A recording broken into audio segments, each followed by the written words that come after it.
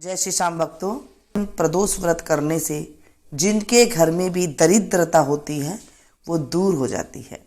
यह हमारे ग्रंथों में लिखा हुआ है। अगर आपके घर में गरीबी है तो आप प्रदोष व्रत कर लीजिए, गरीबी का नाश ऐसे हो जाएगा जैसे पता ही नहीं चला आपको। ऐसे हमारे शास्त्रों में कहा गया है। तो आज हम प्रदोष व्रत की महिमा का गुणगान करेंगे, सुनेंगे। बोलिए शंकर भगवान की जय, माता पार्वती की जय। प्रदोष के दिन शाम को पूजा की जाती है, संध्या बेला में पूजा की जाती है। जिस टाइम पे भगवान की घंटा आरती होती है उससे कुछ देर पहले उसे प्रदोष काल बोला जाता है। सुबह से लेके शाम तक आप अगर निगोट रह सकते हैं तो अच्छी बात है, पानी पी सकते हैं, चाय पी सकते हैं। अगर नहीं रह सकते हैं तो फलियार भी कर सकते हैं। और शाम को एक टाइम पे जब भगवान की पूजा अर्चना करके आ जाए उसके बाद आप एक टाइम पे शाम को रोटी जो होती है, सब्जी वगैरह, दाल वगैरह, वो आप खा सकते हैं बगैर प्याज लहसुन के। पूर्व काल में एक विधवा ब्राह्मणी थी। अपने पुत्र को लेकर ऋषियों की आज्ञा से भिक्षा लेने जाती थी और संध्या को लौटती थी। भिक्षा में जो मिलता उससे अपना कार्य चलाती और शिवजी का प्रदोष व्रत भी करती। एक दिन उसे विदर्भ देश का राजकुमार मिला जिसे शत्रुओं ने राजधानी से बाहर निकाल दिया था और उसके पिता को मार दिया था। ब्राह्मण ने लाकर उसका पालन किया। एक दिन राजकुमार और ब्राह्मण बालक ने वन में गंधर्व कन्याओं को देखा। राजकुमार अंशुमति से बातें करने लगा और उसके साथ चला गया। ब्राह्मण बालक घर लौट आया।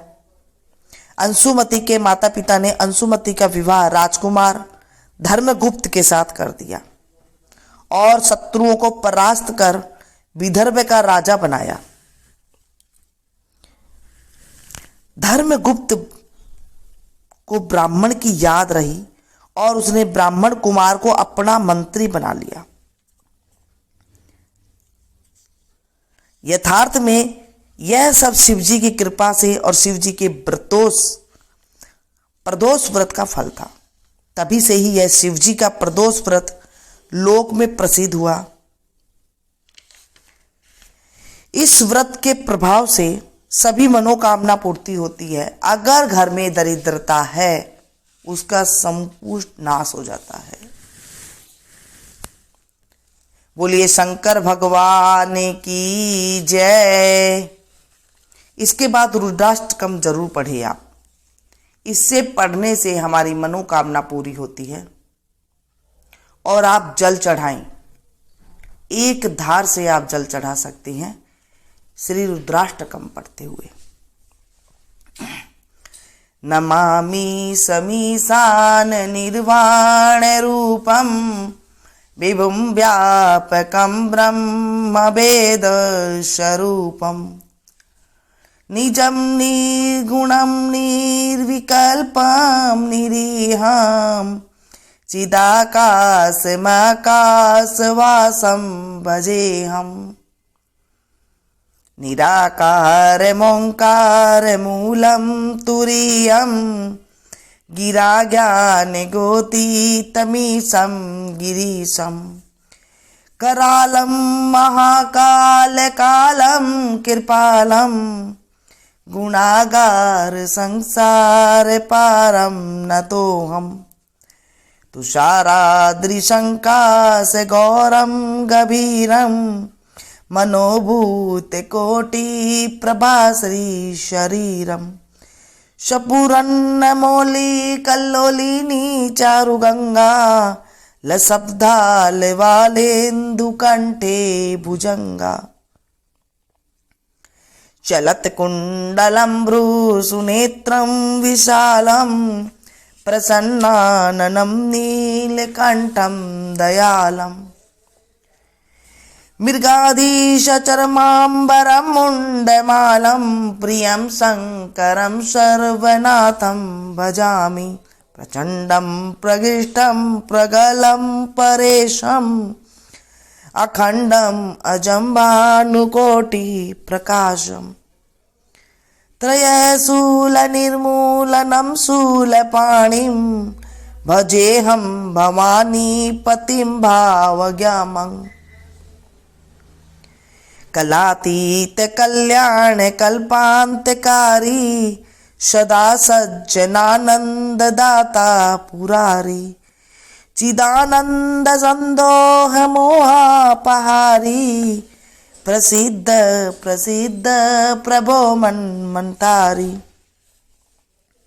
न यावद उमानाथ पादरविन्दं भजन्ति ह लोके परे वानराणाम् न तावत् सुखं शान्ति संतापनाशं प्रसिद्ध प्रभो सर्वभूतादिवासम् न जानामि योगं जपं नैव पूजां न तोऽहं सदा सर्वदा शम्भुतुभ्यम् जराजन्म दुःखो गतातप्यमानं प्रभो पाह्यापन्नमामीश शम्भो प्रभो पाह्यापन्नमामीश शम्भो द्राष्टकमिन्दपोक्तं विप्रणिहर्तोषे ये पठन्ति नरा भक्त्या तेषां शम्भु प्रसिद्धति सांब सदा शिवाय नमः। बोले शंकर भगवान की जय। इसके बाद आप आरती कर सकते हैं। आरती बिल्कुल पौराणिक आरती में आप लोग के साथ शेयर। कर्पूर गौरम करुणावतारम संसार सारम भुजगेन्द्रहारम सदा वसंतं हृदयारविंदे भवं भवानी सहितं नमामि। शीर्षगंग अर्धंग पार्वती सदा विराजत कैलासी नंदियो भृंगी नृत्य करत है गुण भक्तन शिव के दासी।